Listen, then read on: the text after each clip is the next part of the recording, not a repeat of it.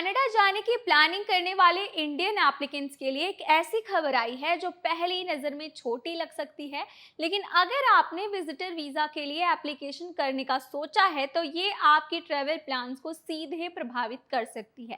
Canada ने temporary resident applications के लिए प्रोसेसिंग एस्टिमेट्स अपडेट कर दिए हैं और इंडियन एप्लीकेंट्स के लिए विजिटर वीज़ा की वेटिंग टाइम भी बढ़ी है, जबकि स्टडी परमिट और वर्क परमिट की टाइमलाइंस फिलहाल लार्जली स्टेडी है। यानी एक ही कनाडा के लिए अप्लाई करने वाले दो लोगों की उनकी एप्लीकेशंस कैटेगरी के हिसाब से बिल्कुल अलग अलग वेटिंग एक्सपीरियंसेस मिल सकते हैं। तो क्या कुछ बदलाव होगा, क्या डिफिकल्टीज आपको होने वाली है, इस बारे में डिटेल में जानने के लिए वीडियो एंड तक देखना बिल्कुल ना भूलें। हाय, मेरा नाम है दामिनी सिंह और आप देख रहे हैं एनबीटी टेक एड। अब जरा एक प्रैक्टिकल सिचुएशन समझिए। आपने कनाडा में रहने वाले अपने भाई बहन या बच्चों से मिलने का प्लान बनाया, फ्लाइट बुक की और छुट्टी शेड्यूल सोच लिया, लेकिन वीजा एप्लीकेशन के बाद प्रोसेसिंग में ज्यादा समय लगने लगे तो आपकी पूरी की पूरी प्लानिंग खराब हो सकती है। दूसरी तरफ अगर आप इंडिया से कनाडा में पढ़ाई करने या काम करने के लिए जाने की तैयारी कर रहे हैं तो पिक्चर यहाँ थोड़ी अलग है, क्योंकि स्टडी और वर्क परमिट की करंट टाइमलाइन विजिटर वीजा की तरह नहीं बढ़ी है। यही डिफरेंस है इस पूरी खबर को समझने के लिए और यही सबसे ज्यादा जरूरी है। इंडियन एप्लीकेंट्स के लिए कनाडा विजिटर वीजा की प्रोसेसिंग एस्टिमेट में मामूली बढ़ोतरी हुई है, जबकि वर्क परमिट करीब 9 वीक्स और स्टडी परमिट करीब 5 वीक्स पर स्टेबल बताए गए हैं। यानी अगर आपका पर्पस सिर्फ कनाडा घूमना, फैमिली से मिलना या शॉर्ट विजिट करना है तो आपको एप्लीकेशन टाइमलाइन को थोड़ा एक्स्ट्रा बफर देकर चलना चाहिए। लेकिन यहाँ एक बहुत ज़रूरी बात है जो समझना आपके लिए ज़रूरी है। प्रोसेसिंग टाइम का मतलब गारंटीड डिसीजन डेट नहीं होता। आईआरसीसी खुद बताता है कि प्रोसेसिंग टाइम एस्टिमेट बदलने के लिए है और ये इस बात पर डिपेंड करते हैं कि एप्लीकेशन कंप्लीट है या फिर नहीं, डॉक्यूमेंट सही है या फिर नहीं, बायोमेट्रिक्स या एडिशनल इंफॉर्मेशन की ज़रूरत पड़ती है या फिर नहीं। इतना ही नहीं, एप्लीकेशंस को प्रोसेस करने में कितना समय लग रहा है, ये सारी चीज़ें देखी जाएंगी। आईआरसीसी की ऑफिशियल प्रोसेसिंग टाइम सर्विस इसी वजह से एप्लीकेंट्स को लेटेस्ट एस्टिमेट चेक करने की सलाह देती है। अब सवाल उठता है कि विजिटर वीजा की टाइमलाइन क्यों ज्यादा इंपॉर्टेंट है, क्योंकि विजिटर एप्लीकेंट्स अक्सर अपनी यात्रा की तारीख पहले से तय कर लेते हैं। शादी, फैमिली फंक्शन, ग्रेजुएशन, बच्चे का जन्म, पेरेंट्स से मिलने की ट्रिप या फिर हॉलीडे हो, इनमें डेट्स बदलना आसान नहीं होता। इसलिए अगर आप कनाडा विजिटर वीजा के लिए अप्लाई कर रहे हैं तो सिर्फ फ्लाइट की प्राइस देखकर डेट तय करना सही स्ट्रैटेजी बिल्कुल नहीं है। पहले वीजा प्रोसेसिंग का करंट एस्टिमेट देखिए, फिर ट्रैवल प्लानिंग कीजिए। दूसरी तरफ स्टूडेंट्स के लिए सिचुएशन यहाँ थोड़ी सी अलग है। अगर आप कनाडा में कॉलेज या यूनिवर्सिटी के लिए स्टडी परमिट अप्लाई कर रहे हैं तो करंट रिपोर्ट के मुताबिक इंडियन एप्लीकेंट्स के लिए प्रोसेसिंग टाइमलाइन लगभग 5 हफ्ते के आसपास बनी हुई है। लेकिन इसका मतलब ये बिल्कुल नहीं है कि हर स्टूडेंट को एग्जैक्टली 5 वीक में अप्रूवल मिल जाएगा।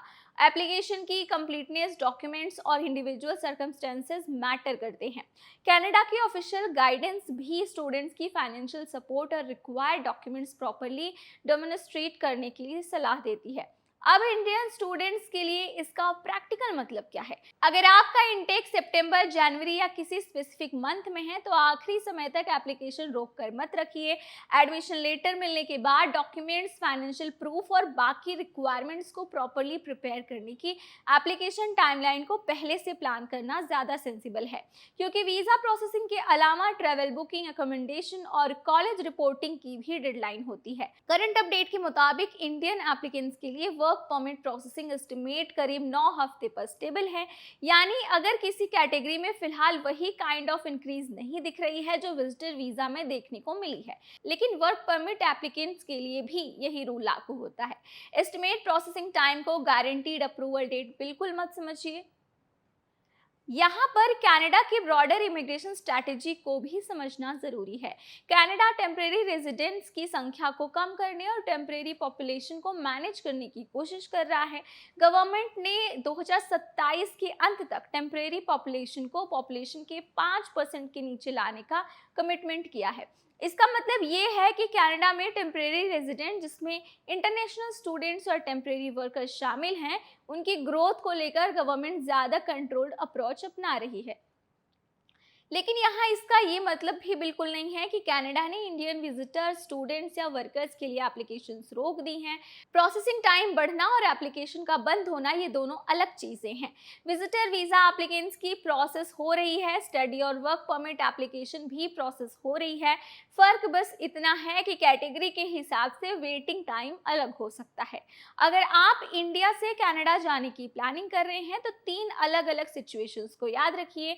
अगर आप विजिटर हैं तो ट्रेवल डेट की पहले अप्लाई करें और प्रोसेसिंग टाइम के लिए बफर रखें। अगर आप स्टूडेंट हैं तो एडमिशन और इनटेक डेडलाइंस के हिसाब से एप्लीकेशन टाइमलाइन बनाएं, और अगर आप वर्क परमिट एप्लीकेंट हैं तो अपने एम्प्लॉयर रिलेटेड डॉक्यूमेंट्स और उसके साथ ही बाकी सपोर्टिंग पेपर वर्क को पहले से ही तैयारी करें, ताकि आगे चल के कोई भी डिफ़िकल्टीज आपको ना फेस करनी पड़े। एक और इम्पॉर्टेंट बात, एप्लीकेशन जल्दी सबमिट करना काफ़ी नहीं है, एप्लीकेशन सही सबमिट करना भी उतना ही ज़रूरी है। मिसिंग डॉक्यूमेंट्स या गलत इन्फॉर्मेशन आपके एप्लीकेशन को अननेसेसरीली डिले कर सकती है। आईआरसीसी की गाइडेंस के मुताबिक सपोर्टिंग डॉक्यूमेंट्स एप्लीकेशन में दी गई इन्फॉर्मेशन को प्रूव करने के लिए काफ़ी इंपॉर्टेंट होती है। तो आज की इस पूरी खबर को एक लाइन में समझें तो इंडियन एप्लीकेंट्स के लिए कनाडा का विजिटर वीज़ा थोड़ा लंबा हुआ है, लेकिन स्टडी और वर्क परमिट टाइमलाइन फिलहाल रिलेटिवली स्टेडी है। इसलिए अगर आपका कनाडा जाने का प्लान है तो सभी एप्लीकेशंस को एक ही कैटेगरी में मानकर प्लानिंग मत कीजिए। और सबसे इम्पॉर्टेंट बात जो आपको ध्यान में रखना ज़रूरी है वो है कि अगर आप पेरेंट्स को कनाडा बुलाने वाले हैं, फैमिली फंक्शंस के लिए जा रहे हैं या फिर टूरिज्म की प्लानिंग कर रहे हैं तो विजिटर वीज़ा के लिए लास्ट मिनट एप्लीकेशन से बचिए।